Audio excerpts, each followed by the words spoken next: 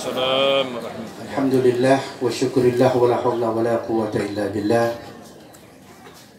Nahmaduhu wa nasta'inuhu wa nastaghfiruh wa na'udzu billahi min syururi anfusina wa min sayyiati a'malina. May yahdihillahu fala mudilla lahu wa may yudlil fala hadiya lahu. Asyhadu an la ilaha illallah wahdahu la syarika lahu wa asyhadu anna Muhammadan 'abduhu wa rasuluhu la nabiyya ba'dahu. Allahumma salli wa sallim ala sayyidina Muhammadin salatan takunu biha as-sutur wa tushrah biha as-sudur wa tahunu biha jami'ul umur bi rahmatin minka ya ghafur. Amma ba'd.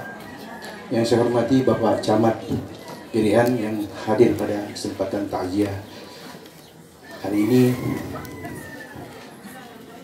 Ibu Kepala Kantor Kementerian Agama Kota Manado yang mewakili keluarga Ibu Hajah Rugaya Udin MPD, Bapak Imam Ustaz Fauzi Badara, orang tua saya Bapak Muhammad Hidayat, Bapak Ustaz Laweto, para tokoh-tokoh masyarakat Irian, ibu-ibu jamaah takziah yang saya muliakan, yang dirahmati Allah. Saya tadi diminta bicara 10 menit. Saya bilang tidak, kalau saya sudah pegang mic kita pe urusan itu. Setuju? Sudah dengar MC? Terserah aja kita yang mau berhenti atau dikasih berhenti. Dalam satu kitab yang disusun oleh seorang sufi, seorang ulama besar, beliau hidup pada 750 tahun yang silam. Beliau masyhur dengan panggilan Al-Imam Ibnu Athaillah Al-Sakandari. Beliau menyusun satu kitab kecil yang hingga hari ini kitab ini menjadi kitab the best. Kitab ini yang kemudian banyak melahirkan kitab-kitab tebal sebagai uraian penjelasan dari kitab yang kecil ini. Kitab ini diberi judul oleh sang penyusun dengan nama Al-Hikamul A'ta'iyah, yaitu buku kecil yang mengandung banyak-banyak jawaban-jawaban hikmah sebagai orang yang mengaku dirinya Muslim. Maka ini juga harus kita ketahui bersama. Kitab ini masyhur di seluruh dunia, yang memuat kurang lebih 77 pasal yang diuraikan dalam 265 uraian. Dan itu kita mau bawa semua nih hari. Pada hikmah yang ke-6, kalau kemarin pada waktu takziah beberapa hari lalu, saya membawa hikmah yang ketiga, karena dari awal sudah saya susun. Ini yang sekarang yang ke-6. Ada ungkapan di situ yang tertulis begini, Bu. La yakun ta'akhuru amalil a'ta'i ma'al ilha'i fi du'a mujiban liya'sika fahuwa dhaminal ijabah fima yakhtaruhu laka la fima takhtaruhu li nafsik wa fil waqti alladhi yurid la fil waqti alladhi turid. Itu hikmah yang ke-6. Dia mengatakan, terkadang panjang dan begitu lama kita bermohon kepada Allah dikala berdoa sambil berharap doa ini dikabulkan Allah. Dan kita yakin bahwa Allah akan mengabulkan doa kita walaupun harus dalam penantian yang panjang. Tapi ketahuilah, permohonanmu kepada Allah mengikuti kehendaknya Allah, bukan mengikuti permohonanmu. Waktu dikabulkannya doamu itu pun tergantung waktu yang Allah kehendaki, bukan sesuai dengan waktu yang kamu sukai. Bisa dipaham, Bu? Nah, mari kita lihat hikmahnya. Mengapa orang berdoa lebih banyak tertunda dan lebih banyak kelihatan tidak terjawab? Saya kasih contoh. Ibu-ibu, seandainya ibu-ibu punya toko dan di situ ada karyawan 5 orang bekerja untuk ibu di toko.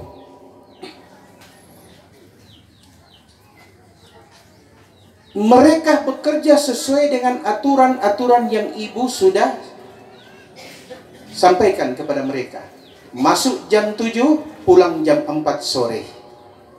Bila ada pelanggan, bantu layani.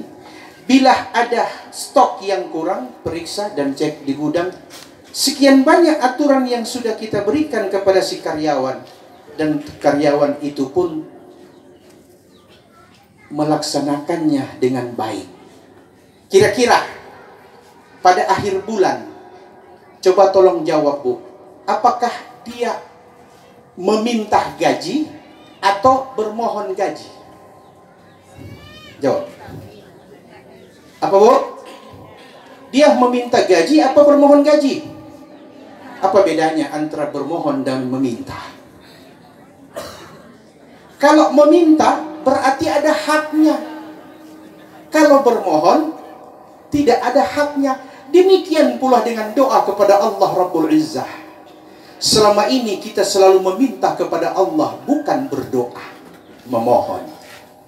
Makanya tunggu dulu my friend. Just moment my friend. Saya paham Bu? Selama ini kita meminta apa berdoa? Ingat Bu, kata Ibnu Athaillah, Allah hanya menjawab doamu, bukan menjawab permintaanmu. Itu sebabnya harus kehendak Allah yang diikuti. Kalau kita meminta kepada Allah bukan berdoa, pada saat itulah apa bedanya kita dengan orang kerja tadi. Kerja dulu, baru meminta. Tapi kalau bermohon tanpa ada alasan apapun, itu pun saya berharap semoga yang dimohonkan saya dikabulkan. Itu pun kembali kepada yang dimohon, mau kasih atau tidak. Itu perbedaan kata memohon dan meminta. Makanya ulama mengatakan ada doa yang maknanya ar-raja, permohonan, ada pula doa yang maknanya at-talab, permintaan. Bisa dipahami? Loh, Bu, bisa dipaham Bu? Ustaz, terus yang dimaksud dengan doa yang maknanya permohonan yang macam mana? Nah, perhatikan baik-baik. Ada 2 syarat orang berdoa, bukan meminta. Syarat pertama, ketika orang berdoa harus menghadirkan hatinya ketika dia berdoa. Sebagaimana seseorang yang bermohon kepada yang dimohon, dia harus dengan fokus menyampaikan kalimat uraian maksud tujuan dengan satu harapan, semoga yang dimintai permohonan mau mengabulkan permohonan itu. Betul tidak? Ini saya putar lagi cerita, tapi dengan kasus yang sama. Ibu punya toko, karyawan 5, aturan dijelaskan, masuk jam 7 pagi, pulang jam 4 sore. Ada barang kosong, cari stok. Kalau tidak, laporkan kepada owner. Sekian banyak aturan. Tapi ini 5 karyawan Bu, cuma 4, ya? Cuma 4 yang tidak bikin. Dia masuk jam 1 siang, pulang jam 2. 1. Barang kosong tidak kosong, dia tidak pusing. Cuma 4 orang. Yang 1 kerjakan sesuai aturan. Tiba-tiba yang 4 ini tidak ada hujan, tidak ada angin dan panas, datang kepada ibu yang punya toko. Ibu, bantu akang, kasihan kita itu anak mau masuk sekolah. Mau bantu? Mau bantu Bu? Kenapa tidak mau bantu? Karena selama 1 bulan tidak ada satupun aturan yang dia ikuti, apalagi dia taati. Tapi yang 1 ini tidak ada hujan dan tidak ada angin, tiba-tiba dia berkata, Ibu, mau itu ada mau melahirkan, boleh mau bantu akang? Ibu mau bantu tidak? Kenapa yang 4 tidak dibantu, yang 1 dibantu? Kenapa Bu? Jawabannya itu Demikianlah kita berdoa kepada Allah. Setiap saat kita melanggar aturan dan ajaran agama Allah, kita bermaksiat kepadanya dari hari terbit hingga terbenamnya, dan tiba-tiba kita datang meminta kepada Allah, bagaikan 4 orang pekerja yang tidak taat tapi meminta sesuatu. Paham, Bu? Subhanallah wabillahi taufiq wal hidayah. Sudah sembunyi ke si MC. Minta maaf ibu. Oh ada. Oh. Tapi yang satu, dia berdoa, dia meminta kepada ibu, ibu, itu mau melahirkan, Bu, bantu akak. Tapi dari pagi jam 7 ibu bilang datang, jam 6 dia so hadir. Ibu bilang pulang jam 5, jam 4, jam 6 baru selesai. Yang wajib dia lakukan, yang tidak disuruh dia juga lakukan demi untuk menyenangkan sang pemilik toko. Mau tidak ikhlas ibu membantu dia ketika butuh. Allah Jalla Jalaluhu pun demikian. Kita berkumpul berjamaah sambil berdoa kepada Allah. Kita bagaikan 4 orang itu yang setiap saat bermaksiat kepadanya. Dan tiba-tiba kita memohon, ya Allah, ya Dafi al-Bala, ya Allah, ya Dafi al-Bala, ya Rahman. Tapi itu balaknya pernah ganti-ganti, tetap datang terus. Tapi yang satu, dia berdoa dengan menghadirkan hatinya kepada Allah Jalla Jalaluhu. Tapi dia taat kepada Allah. Kemudian dia bermohon dengan munajah. Dia berdoa namanya, bukan meminta. Bisa dipaham? Wabillahi taufiq wal hidayah. Assalamualaikum warahmatullahi wabarakatuh. Waalaikumsalam warahmatullahi wabarakatuh.